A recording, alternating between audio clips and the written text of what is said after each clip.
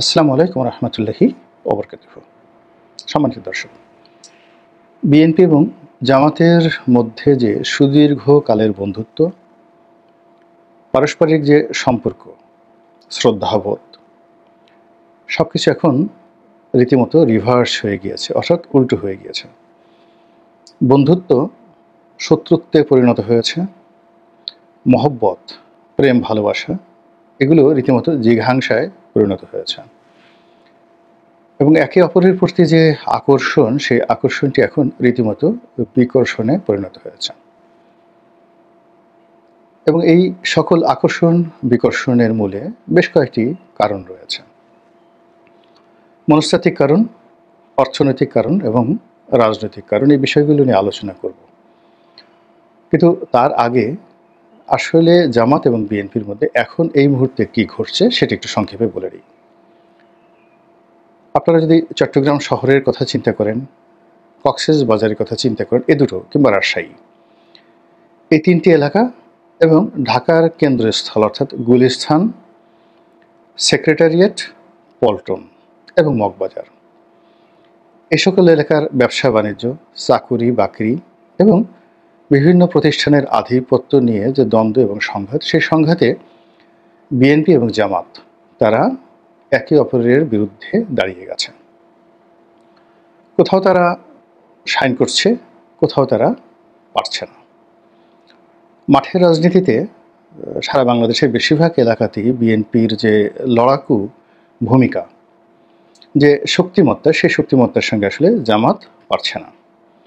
কিন্তু কৌশলগত যে জায়গাগুলো রয়েছে, বিশেষ করে ধরুন ডক্টর মোহাম্মদ ইউনূসের কার্যালয়, তারপর বিভিন্ন উপদেষ্টাদের কার্যালয়, সচিবালয়ের বড় বড় দপ্তরগুলো, সেটা ক্যাবিনেট সচিব বলেন, শিক্ষা সচিব বলেন, সংস্থাপন মন্ত্রণালয় বলেন, প্রায় সব জায়গাতেই জামাতের একছত্র আধিপত্য রয়েছে।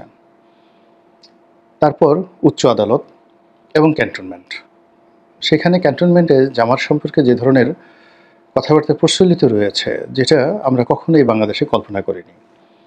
ক্যান্টনমেন্টের উচ্চ পদস্থ কর্মকর্তা যারা রয়েছেন, তারা জামাতের আমিরকে আমিরে জামাত এই কথা বলে যেভাবে সম্মান দেখান, সেই তুলনায় আজ পর্যন্ত জনাব তারেক রহমান সাহেবের নাম ক্যান্টনমেন্ট থেকে উচ্চারিত হয়নি। বেগম জিয়া সেখানে গিয়েছিলেন একটা অনুষ্ঠানে।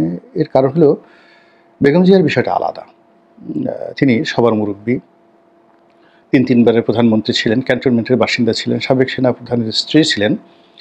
কিন্তু রাজনৈতিক পরিচয় তো এখন আসলে বিএনপির তারেক রহমান ভার্সেস জামাতের আমির। তো সেখানে আমিরে জামাত বা আমিরুল মোমেনিন, তাকে নিয়ে যেভাবে ক্যান্টনমেন্টে আগ্রহ রয়েছে, উদ্দীপনা রয়েছে, এবং জামাতের আমির যখন অসুস্থ হয়ে গেলেন, মনে হলো যে সেনাপ্রধান থেকে শুরু করে সবাই রীতিমতো শকড।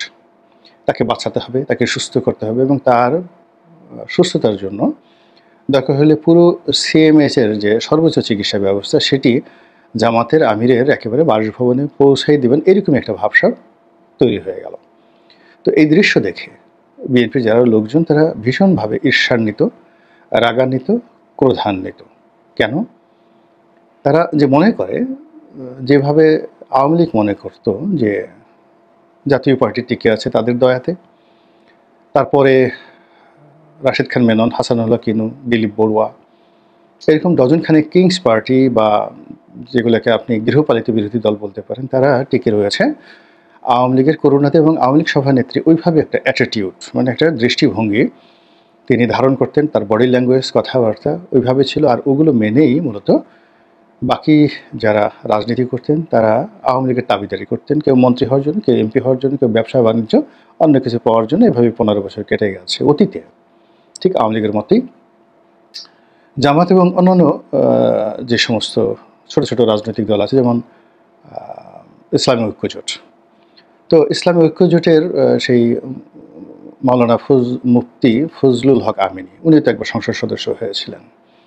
তো ওনার দলসহ অন্যান্য ছোট ছোট দল, তারপর জামাত, তারা ক্ষমতার ভাগ পেয়েছিলেন বটে, তবে তাদের সম্পর্কে বিএনপির সর্বস্তরের নেতাকর্মী থেকে শুরু করে সবাই ধারণা করতেন যে এরা বিএনপির আশীর্বাদ পুষ্ট, বিএনপি তাদেরকে সহযোগিতা না করলে এরা হারিয়ে যেত বা হারিয়ে যাবে।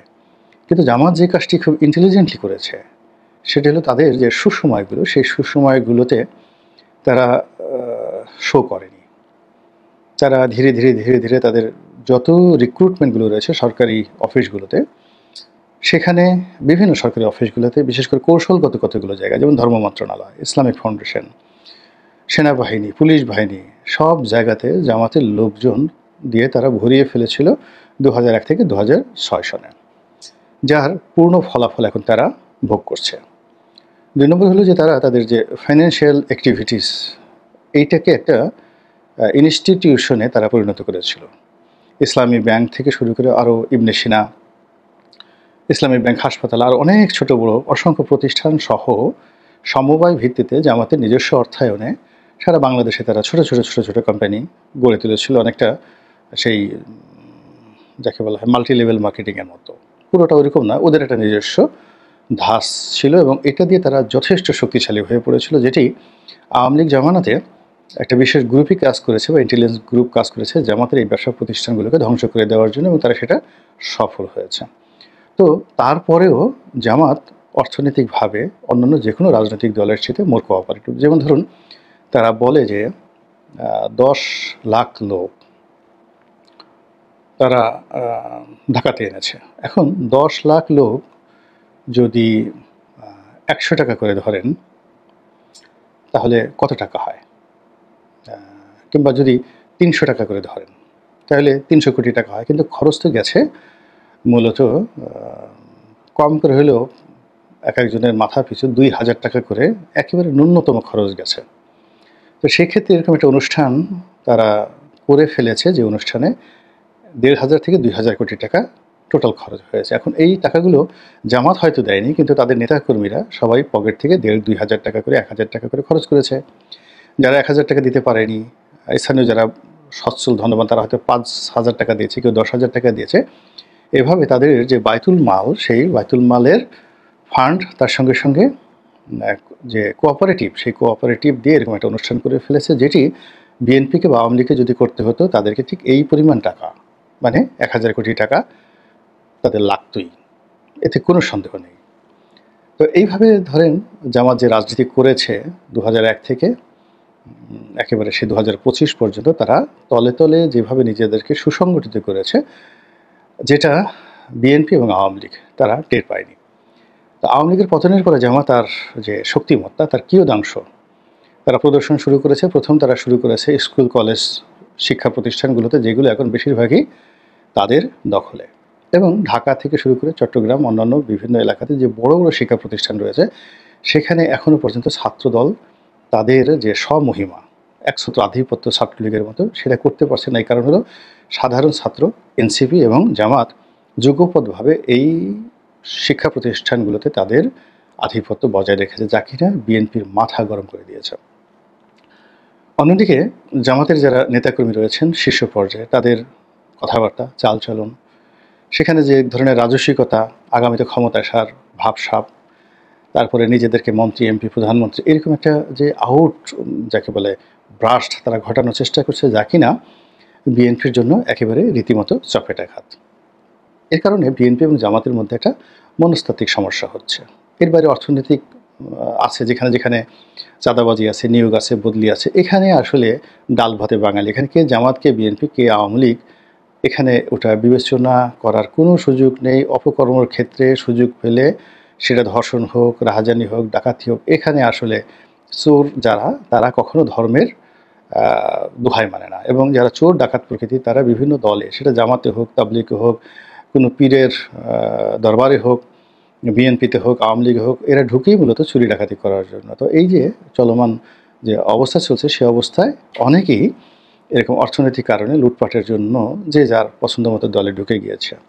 তো সেই দিক থেকে এই সকল বিষয়াদি নিয়ে বিএনপির সঙ্গে একটা মনস্তাত্ত্বিক, অর্থনৈতিক দূরত্ব তৈরি হয়েছে। এবং সর্বশেষ যেটা রাজনীতি, সেই রাজনীতিতে সবাই চায় যে আমাকে একটু প্রিভিলেজ দেওয়া হোক, আমাকে একটু পাত্তা দেওয়া হোক। তো বাস্তবতা হলো যে এখন জামাতের অন্তত 1 ডজন নেতা, এমনকি ধরুন একেবারে তরুণ নেতা ডক্টর মাসুদ, তো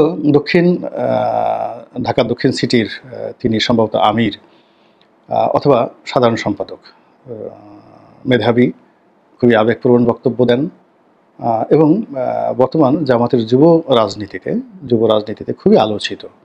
এবং জনাব 2-3 জন, জামাতের 2 জন ধরুন, আবদুল্লাহ তাহের জামাতের সাধারণ সম্পাদক, গোলাম পারওয়ার এবং জামাতের আমির যিনি আছেন, এই কয়জনের পরে যার নাম সবচেয়ে বেশি উচ্চারিত হয় তিনি হলেন ডক্টর মাসুদ। তো এখন ডাক্তার মাসুদের যে ইম্পর্টেন্স প্রশাসনের কাছে, তারপর ডক্টর মোহাম্মদ ইউনূসের দরবারে এবং সাধারণ মানুষের কাছে, এটা বিএনপির শীর্ষ কোনো নেতা can't even imagine at this moment. তো এই দৃশ্যগুলো যখন দেখে, আলোচনা হয়, বা পাবলিক যখন রেসপন্ড করে জামাতের নেতাদের সঙ্গে, সরকারি কর্মকর্তা, পুলিশ, আনসার, ডিসি, এসপি সবাই যখন রেসপন্ড করে, তখন রাজনৈতিকভাবে জামাতের গুরুত্ব বেড়ে যায় আর রাজনৈতিকভাবে বিএনপির গুরুত্ব কমে যায়। এই কারণে কি হচ্ছে, উভয়ের যে ধৈর্যের বাঁধ ভেঙে গেছে। জামাতের যে আনন্দ, সে আনন্দের বাঁধ তারা রাখতে পারছে না, চুপচাপ তারা সেটা প্রকাশ করে ফেলছে। আর বিএনপির যে ক্রোধ, সেই ক্রোধ তারা রাখতে পারছে না। ফলে কি হচ্ছে, গালিবাজি, যে যার মতো করে গালাগাল করছে। এখন এই যে তারেক রহমান সাহেবকে নিয়ে গালাগালি দেওয়া হচ্ছে, খুবই অশ্লীল, অশ্রাব্য। এই গালি শুনলে কোনো মানুষের ঘুম আসে না।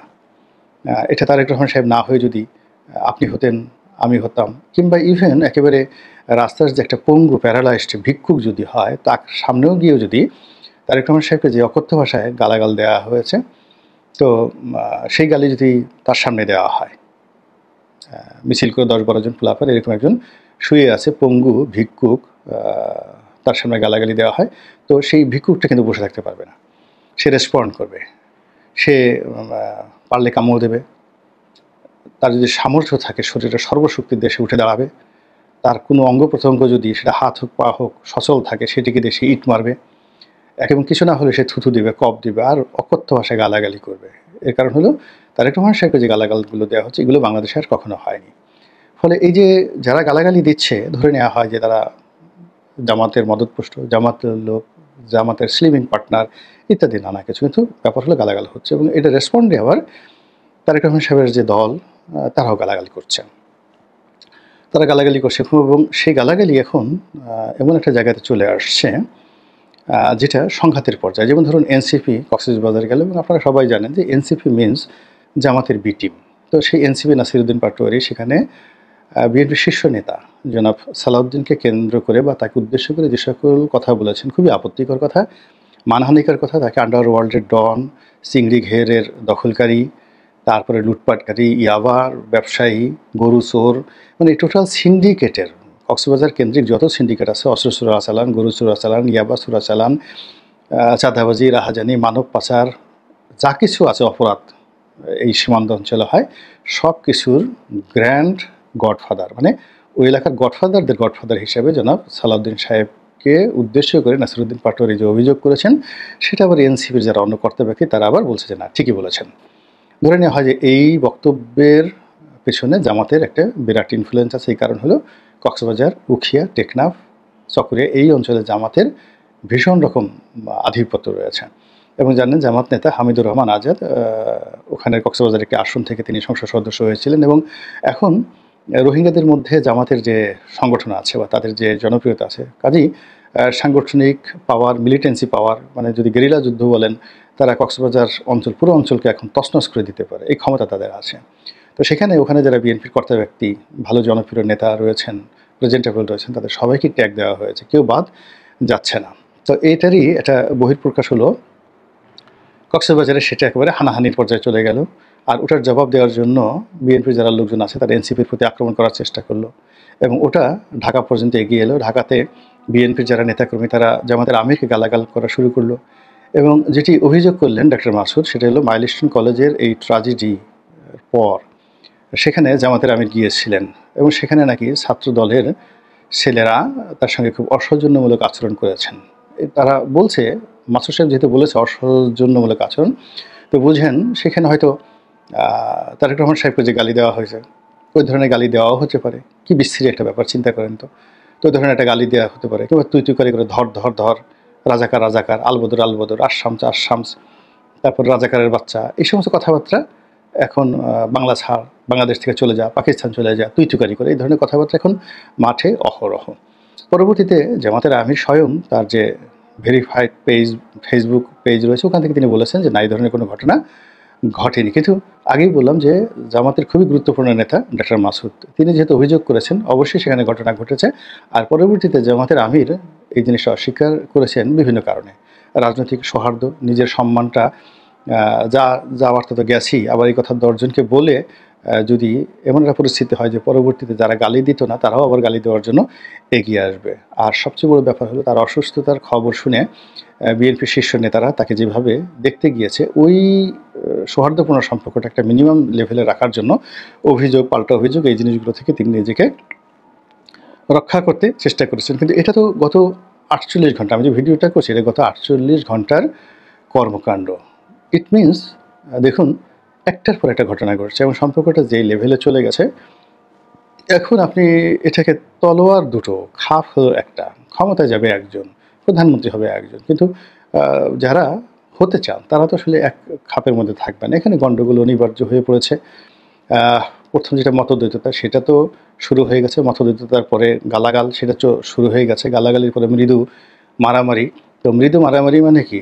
এটা চট্টগ্রামে যেটা হয়েছে এটাকে মৃদু মারামারি বলা হবে না, এটা হলো ব্যাপক লাঠিচার্জ যেটাকে বলা হয়। তো পুলিশের মৃদু লাঠিচার্জ, ব্যাপক লাঠিচার্জ, টিয়ারশেল, এরকম আর কি।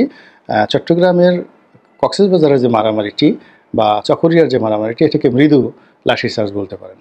কিন্তু চট্টগ্রামে যেটা হয়েছে এটা একেবারে শেয়ানে শেয়ানে। এখন ওইরকম একটা ঘটনা যদি ঢাকা শহরে ঘটে, বরিশালে ঘটে, সিলেটে ঘটে, আপনি বোঝার চেষ্টা করেন যে পুরো রাজনীতির যে ময়দানটি এটি এতটা অশান্ত হয়ে যাবে যে ডক্টর মোহাম্মদ ইউনূসের পক্ষে তো দূরের কথা, কোনো রাষ্ট্রের অর্গানের পক্ষে এখন সেটা আর যাকে বলা হয় সামাল দেওয়া সম্ভব নয়। কাজেই আমার আহ্বান থাকবে, যার যার অবস্থান থেকে সবাই যেন ধৈর্য ধারণ করেন, পরস্পরের প্রতি সম্মান জানান এবং গণতন্ত্রে বিশ্বাসী হন যে আমরা জনগণের জন্য কাজ করি, জনগণই আমাদেরকে পছন্দ করবে। এর জন্য কোনো কূটকৌশলের